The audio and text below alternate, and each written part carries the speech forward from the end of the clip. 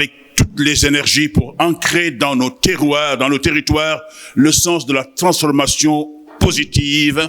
Donc, de cette vision à l'horizon 2050, j'ai nommé Monsieur Bala Moussa Fofana, sous vos applaudissements, ministre de l'Urbanisme, des collectivités territoriales et de l'aménagement des territoires.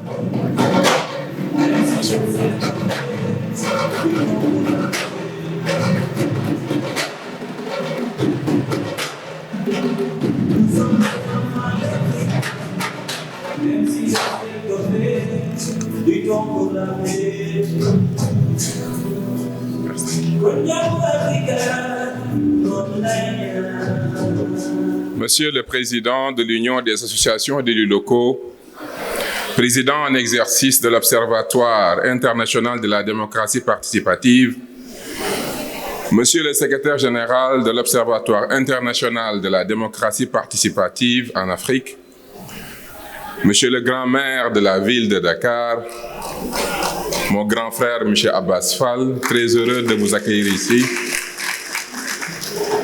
Monsieur le Président de l'Association des départements du Sénégal, Monsieur le Président de l'Association des maires du Sénégal, Monsieur le Secrétaire général du réseau des élus locaux du Sénégal, Monsieur le Secrétaire général des cités des gouvernements locaux unis d'Afrique, Mesdames, Messieurs les chefs de délégation africaine, encore merci pour votre présence.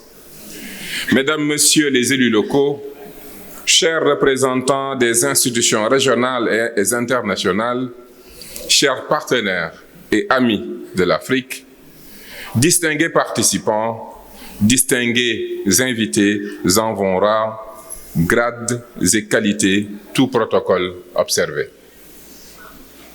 En ce jour marquant, Dakar, capitale d'un Sénégal résolument tourné vers l'avenir, vibre au rythme d'une Afrique en mouvement. Une Afrique qui refuse la fatalité. Une Afrique debout, qui construit, qui innove et qui ose.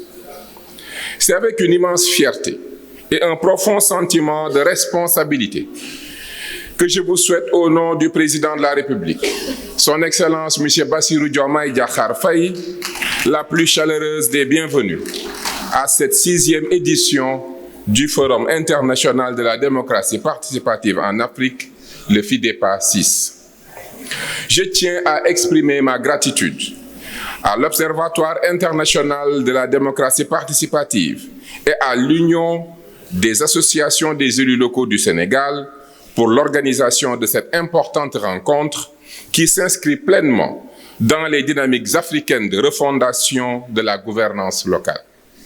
Mesdames, Messieurs, le thème retenu cette année, de la résilience à la souveraineté, rôle des villes, territoires et acteurs en Afrique, traduit la volonté de nos peuples de dépasser la simple résistance aux crises pour entrer dans une phase nouvelle, celle de la souveraineté maîtrisée, construite à partir de nos territoires, de nos citoyens et depuis nos ressources endogènes.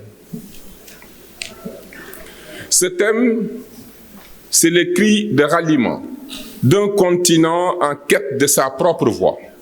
Chers participants, le monde traverse une époque de turbulences et de transition. Crise sanitaire, dérèglement climatique, instabilité géopolitique, insécurité alimentaire. L'Afrique, avec sa jeunesse vibrante et son urbanisation rapide, est en première ligne de mire. Ces chiffres sont connus et ils nous interpellent avec force. Des millions de nos concitoyens sans électricité, sans eau potable, confrontés à l'insécurité alimentaire. En Afrique, la croissance démographique, l'urbanisation rapide et les inégalités persistantes imposent une refondation territoriale du développement. Nos collectivités locales, nos villes et nos communautés constituent les premières lignes de réponse face à ces défis et surtout les premiers foyers d'innovation démocratique. La résilience, cette capacité à tenir debout malgré les chocs, notre continent l'a toujours eu depuis son ADN. Elle est incarnée par nos communautés, nos femmes, nos jeunes, nos artisans, nos agriculteurs. Mais aujourd'hui, cette résilience ne suffit plus. Elle doit se transformer. Elle doit devenir une souveraineté assumée, une souveraineté choisie et construite par nous et pour nous tous. Mesdames, Messieurs, la souveraineté africaine ne se construira pas dans l'abstraction des grandes capitales, mais dans la réalité de nos territoires, dans nos communautés, nos régions, nos coopératives et nos réseaux citoyens. Passer de la résilience à la souveraineté, c'est donner à la décentralisation une profondeur stratégique. Souveraineté démocratique, par la consolidation du pouvoir citoyen et la participation effective des populations dans les décisions publiques. Souveraineté économique, par le renforcement des bases productives locales et la responsabilisation financière des territoires. Souveraineté numérique, par la maîtrise de nos données, de nos plateformes et de nos systèmes d'information territoriaux. C'est à cette triple souveraineté que cette 6e édition du FIDEPA nous invite à réfléchir et à agir. Mesdames, Messieurs, sous la vision de son Excellence, Monsieur le Président de la République, Monsieur Bassirou Diomaye Diakhar Faye, et sous l'impulsion du Premier ministre, Monsieur Ousmane Sonko, le Sénégal a fait le choix d'une gouvernance territoriale ouverte, participative et tournée vers l'innovation. En ma qualité de président du secrétariat du sous-comité technique numéro 8 de l'Union africaine sur la décentralisation et la gouvernance locale, je mesure la portée historique et la mission qui nous a été confiée. Ce mandat issu de la déclaration finale de Tunis engage nos États à avancer ensemble sur la Charte africaine sur les valeurs et principes de la décentralisation, de la gouvernance locale et du développement local. L'opérationnalisation du Haut Conseil africain des collectivités locales de l'Union africaine dont le siège sera établi ici au Sénégal et la mise en œuvre d'une feuille de route continentale définissant les étapes concrètes de l'action du CTS numéro 8. Mesdames, Messieurs, permettez-moi, à ce stade, de réaffirmer avec force la volonté et celle du gouvernement du Sénégal de donner un contenu concret à cet agenda africain. Nous voulons faire de ce mandat un levier de transformation réel pour les collectivités africaines. À cet effet, je m'engage à proposer, au nom du secrétariat du comité, un chronogramme ambitieux et réaliste articulé autour de 3 étapes majeures. D'ici mars 2026, la tenue d'une réunion interministérielle de coordination des États membres du CTS pour harmoniser les plans nationaux de mise en œuvre de la Charte africaine. L'adoption d'un cadre de suivi-évaluation continental sur la gouvernance locale.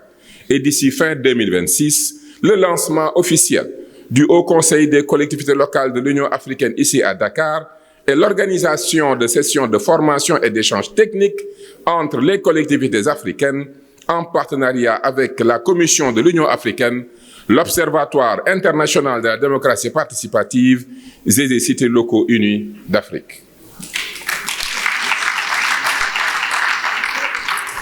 D'ici 2027, la publication du premier rapport africain sur la décentralisation et la gouvernance locale, outil d'évaluation comparative et de plaidoyer pour la souveraineté territoriale africaine. Mise en place d'un mécanisme de financement innovant dédié aux collectivités locales en collaboration avec la Banque africaine de développement et la Commission de l'Union africaine. Ce calendrier que nous présenterons formellement dans le cadre du comité technique numéro 8 témoigne de notre volonté d'agir dans le temps et dans les faits et non pas seulement dans les intentions. Mesdames, Messieurs, le Forum international de la démocratie participative est l'occasion idéale pour mobiliser les savoirs, les expériences et les énergies nécessaires à notre ambition. Je me réjouis que ce 3e et dernier jour du forum soit consacré à primer l'excellence, mais surtout à célébrer le talent des Africains et les capacités d'initiative, de résilience de nos communautés. Je suis heureux d'annoncer que je présiderai personnellement la cérémonie de distinction et de remise des trophées de l'édition panafricaine du prix pour l'excellence du leadership local. Mesdames, Messieurs, l'Afrique n'est pas le continent de demain. Elle est la puissance motrice du présent. De son passé glorieux, berceau sacré de l'humanité, l'Afrique a légué au monde des figures marquantes.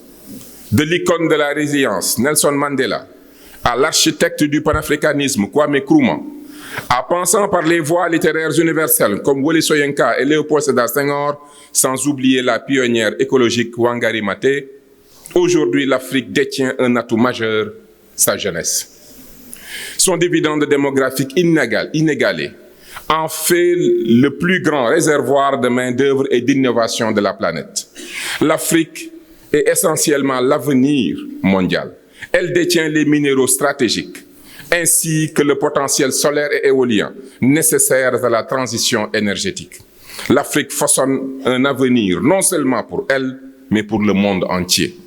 L'histoire a commencé ici, et son prochain chapitre s'écrit déjà ici.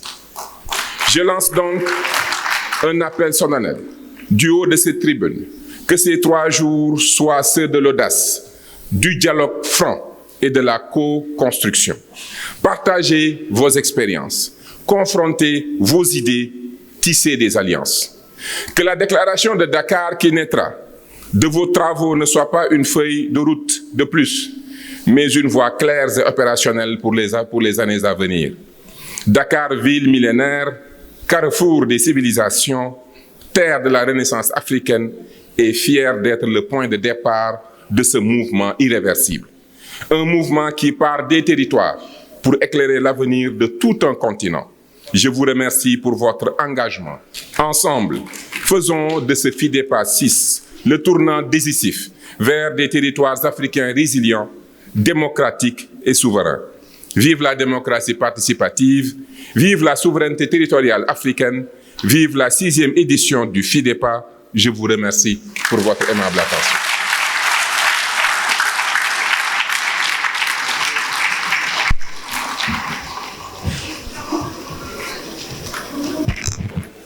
Voilà, merci. Merci encore une fois, Monsieur le ministre Bala Moussa Fofana.